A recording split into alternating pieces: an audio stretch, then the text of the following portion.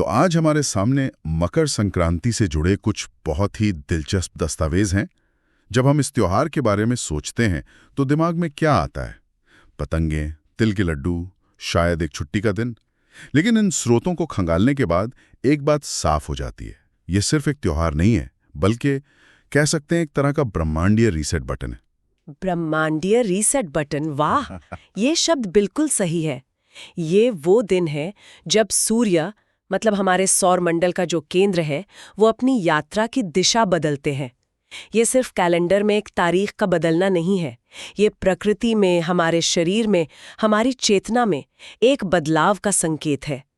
आज हम इसी पर गहराई से बात करेंगे कि मकर संक्रांति का असल मतलब क्या है, इसके पीछे का विज्ञान और ज्योतिष क्या है, और ये पूरे भारत में इतने अलग अलग रूपों में क्यों मनाया जाता है।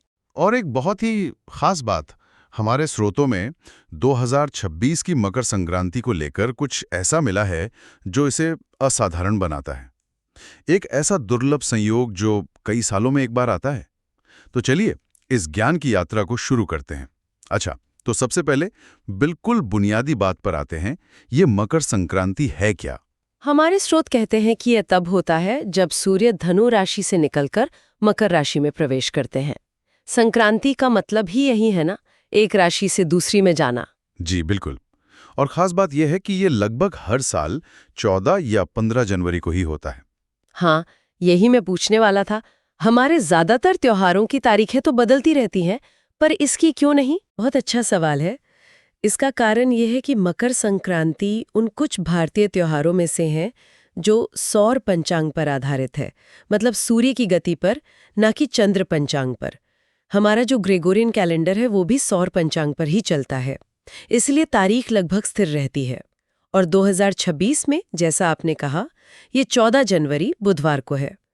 पर इसकी असली अहमियत है उत्तरायण की शुरुआत में। उत्तरायण? हाँ, ये शब्द तो मैंने बहुत सुना है, लेकिन इसका ठीक मतलब क्या है? क्या इसका मतलब है कि सूर्य उत्तर दिशा से उगना शुरू हो जाता है? करीब करीब। इसका मतलब है कि सूर्य अब उत्तर की ओर अपनी यात्रा शुरू करते हैं। खगोलीय रूप से देखें तो पृथ्वी के झुकाव के कारण इस दिन के बाद से सूर्य का झुकाव उत्तरी गोलार्ध की ओर बढ़ना शुरू हो जाता है। आसान भाषा में कहें तो बस इसी दिन से दिन लंबे और रातें छोटी होने लगती हैं। अच्छा, तो ये ठंड के अंत और वसंत के आने का पहला संकेत है। इसीलिए सारे शुभ कार्य जैसे विवाह, गृह प्रवेश जो पिछले महीने रुके हुए थे, वो फिर से शुरू हो जाते हैं। जी हाँ, ये अंधकार पर प्रकाश की विजय का प्रतीक है। एक तरह से ये शुभता और सकारात्मक ऊर्जा के एक नए चक्र की शुरुआत है। महाभारत में भीष्म पितामह ने अपनी मृत्यु के लिए उत्तरायण की प्रतीक्षा की थी, क्योंकि माना जाता है कि इस अवधि में प्राण त्यागने से आत्मा को मोक्ष मिलता है। तो आप समझ सकते हैं कि ये सिर्फ एक मौसमी बदलाव नहीं, बल्कि गहरा आध्यात्मिक बदलाव भी है। ये तो अद्भुत है। और यही एक घटना पूरे भारत में इतने अलग अलग तरीकों से मनाई जाती है। ये देखना कितना फैसिनेटिंग है कि कैसे एक ही खगोलीय घटना को अलग अलग संस्कृतियों ने अपने अपने रंग में रंगा है।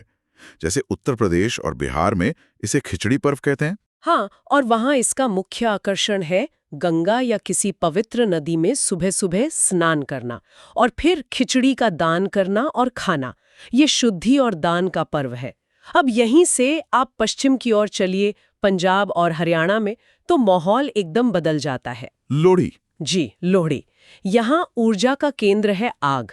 शाम को सब एक साथ आग जलाते हैं, उसमें तिल, गुड़, रेवड़ी डालते हैं और आग के चारों ओर गिद्दा और भंगा करते हैं।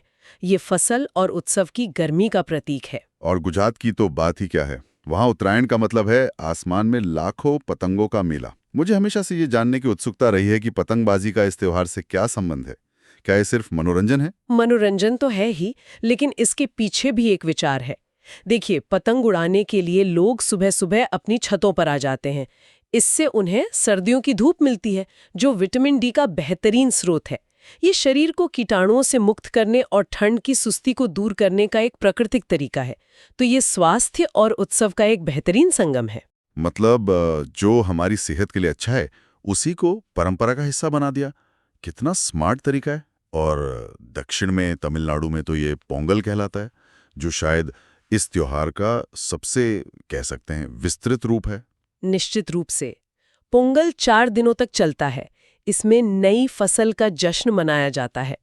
चावल, दाल और गुड़ से पोंगल नाम का एक खास व्यंजन बनता है, जिसे मिट्टी के बर्तन में तब तक उबाला जाता है जब तक वो उफन कर बाहर ना आ जाए। ये जो उफान है, ये समृद्धि और प्रचुरता का प्रतीक माना जाता है। और पूर्वोत्तर की तरफ असम में? असम में इसे माघ बिहू कहते हैं। यहाँ भी फसल कटने का जश्न होता है, जिसमें मेजी मतलब घास फूस और बांस के बने ऊंचे ढांचे को जलाया जाता है और लोग उसके चारों तरफ इकट्ठा होकर पारंपरिक भोजन करते हैं।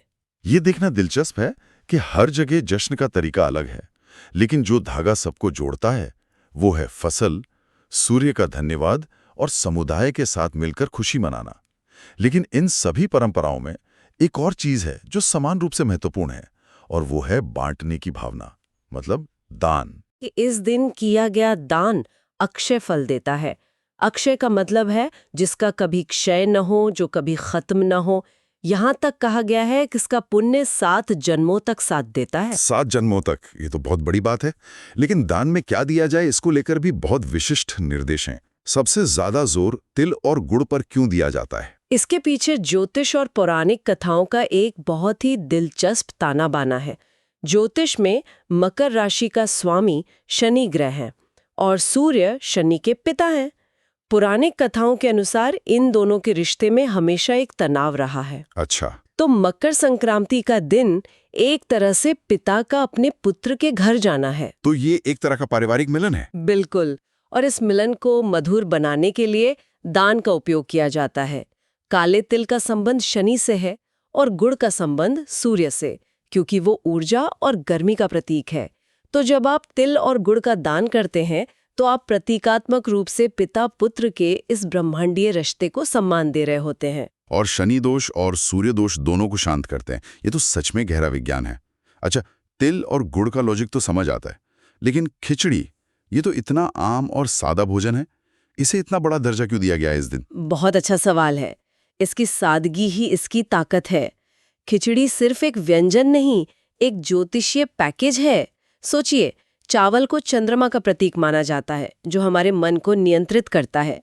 काली उड़द दाल शनि से जुड़ी है, जो कर्म का ग्रह है। हल्दी बृहस्पति का प्रतिनिधित्व करती है, ज्ञान और सौभाग्य। तो जब आप खिचड़ी दान करते हैं तो आप प्रतीकात्मक रूप से मन की शांति, कर्मों का संतुलन और ज्ञान का आशीर्वाद दान कर रहे होते हैं। वाह, मतलब एक कटोरी खिचड़ी में पूरा ज्योतिष समाया हुआ है। और ऊनी कपड़ों और कंबल के दान का भी जिक्र है, जिसका तर्क तो सीधा साधा लगता है। हाँ, ये बहुत तार्किक और मानवीय है। ये त्योहार कड़ाके की ठंड में आता है। ऐसे में किसी जरूरतमंद को गर्म कपड़े या कंबल देना सीधे तौर पर सेवा और धर्म दोनों को जोड़ता है। ये हमें याद दिलाता है कि आध्यात्मिकता का मतलब सिर्फ पूजा पाठ नहीं, बल्कि दूसरों की देखभाल करना भी है। और घी और गाय को चारा? घी का दान बृहस्पति और सूर्य को मजबूत करता है, जो करियर और स्वास्थ्य के लिए शुभ माना गया है। और गाय को चारा खिलाना तो लगभग सभी तरह के ग्रह दोषों को शांत करने वाला बताया गया है। हमारे स्रोतों में एक और दिलचस्प दान का जिक्र है, तांबे या पीतल का पात्र। इसका क्या महत्व है? धातु विज्ञान में तांबे का संबंध सीधे सूर्य ग्रह से है। ये सूर्य की ऊर्जा को धारण करने वाली धातु मानी जाती है। तो तांबे के पात्र का दान करने से कुंडली में सूर्य की स्थिति मजबूत होती है। साथ ही ये पितृ दोष की शांति के लिए भी महत्वपूर्ण माना गया है। और स्रोतों में एक सलाह भी दी गई है कि दान करते समय ओम सूर्याय नमः मंत्र का जाप करना चाहिए। यह उस कार्य के प्रति हमारी चेतना को केंद्रित करता है। दान और उसकी गहराई को समझने के बाद अब पूजा विधि पर आते हैं। जाहिर है, इस दिन का केंद्र सूर्य है, तो पूजा भी उन्हीं के इर्द गिर्द होती होगी। बिल्कुल। इसकी शुरुआत सुबह ब्रह्म मुहूर्त में स्नान से होती है, मतलब सूर्योदय से लगभग 1.5 घंटा पहले। और खास बात यह है कि स्नान के जल में तिल डालने की सलाह दी गई है। ये बाहरी और आंतरिक शुद्धि का प्रतीक है। और फिर आता है सबसे महत्वपूर्ण चरण, सूर्य को अर्घ्य देना। मुझे याद है बचपन में घर पे सब सुबह सुबह तांबे के लोटे से सूर्य को जल चढ़ाते थे। हाँ, ये इस पूजा का केंद्र बिंदु है। स्रोत बताते हैं कि तांबे के लोटे में शुद्ध जल, लाल फूल, अक्षत, तिल और थोड़ा गुड़ डालकर ओम घृणी सूर्य आदित्याय नमः मंत्र का जाप करते हुए सूर्य देव को अर्घ्य देना चाहिए। ये केवल एक रस्म नहीं है। जब उगते सूर्य की किरणें जल की धारा से होकर हमारे शरीर पर पड़ती हैं तो ये वैज्ञानिक रूप से भी बहुत फायदेमंद होता है। अर्घ्य के बाद क्या होता है? अर्घ्य के बाद संकल्प लिया जाता है, हाथ में जल, तिल और फूल लेकर।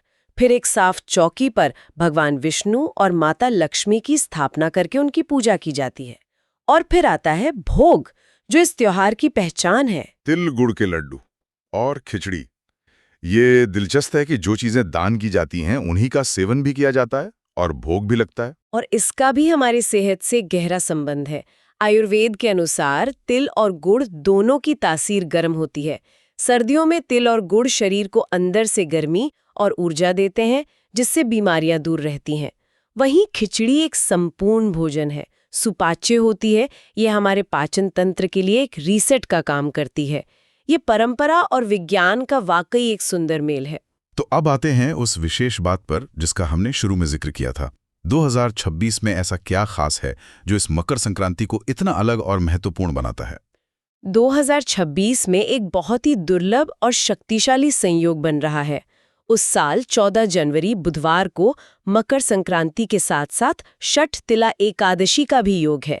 यह एक बहुत ही महत्वपूर्ण एकादशी है और इसका मकर संक्रांति के साथ एक ही दिन आना एक बड़ी आध्यात्मिक घटना है। एक मिनट, षठ तिला एकादशी, ये नाम ही बता रहा है कि इसमें तिल का कोई खास महत्व है। षठ तिला का मतलब क्या है? षठ का अर्थ है 6 और तिला का अर्थ है तिल। तो षठ तिला का मतलब हुआ 6 प्रकार से तिल का उपयोग। यह एकादशी भगवान विष्णु को समर्पित है और इसमें तिल का 6 तरीकों से प्रयोग करना अनिवार्य माना गया है। अब चूंकि मकर संक्रांति पर भी तिल का महत्व सर्वोपरि है और वो सूर्यदेव से जुड़ी है। बिल्कुल। तो इस संयोग के कारण तिल की शक्ति और महत्व कई गुना बढ़ जाते हैं। तो 6 तरीके कौन से हैं? और इसका मतलब ये हुआ कि उस दिन किए गए अनुष्ठानों का असर दोगुना हो जाएगा। हाँ बिल्कुल, ये 6 तरीके हैं। तिल मिले जल से स्नान करना, तिल का उपटन लगाना, तिल से हवन करना, तिल मिलावा जल पीना, तिल का भोजन करना और अंत में तिल का दान करना। तो 2026 में जब कोई व्यक्ति ये सब करेगा तो उसे एक ही समय पर सूर्यदेव और भगवान विष्णु दोनों की कृपा प्राप्त होगी। तिल यहाँ एक सेतु का काम करेगा। ये एक ऐसा अवसर है जो कई कई वर्षों में एक बार आता है। ये वाकई एक बहुत ही खास मौका है। तो आज की इस गहरी पड़ताल से ये बिल्कुल साफ है कि मकर संक्रांति सिर्फ कैलेंडर पर एक निशान या एक छुट्टी का दिन नहीं है। ये खगोल विज्ञान, आध्यात्मिकता, संस्कृति, सामाजिकता और स्वास्थ्य का एक अद्भुत संगम है। ये सूर्य की उस यात्रा का उत्सव है जो हमें अंधकार से प्रकाश की ओर ले जाती है। और इस सारी चर्चा के बाद एक विचार मन में रह जाता है। हमारे स्रोत बार बार अक्षय पुण्य और 7 जन्मों तक मिलने वाले फल की बात करते हैं। ये हमें सोचने पर मजबूर करता है। क्या किसी पुरस्कार का वादा हमारे दान देने के इरादे को प्रभावित करता है? क्या हम उस अक्षय पुण्य के लालच में दान करते हैं, या फिर ये सिर्फ एक शक्तिशाली प्रेरणा है, एक उत्प्रेरक है जो हमें उस निस्वार्थ कार्य की ओर धकेलता है जो समाज के प्रति हमारा कर्तव्य है? ये एक गहरा प्रश्न है जिस पर विचार किया जा सकता है।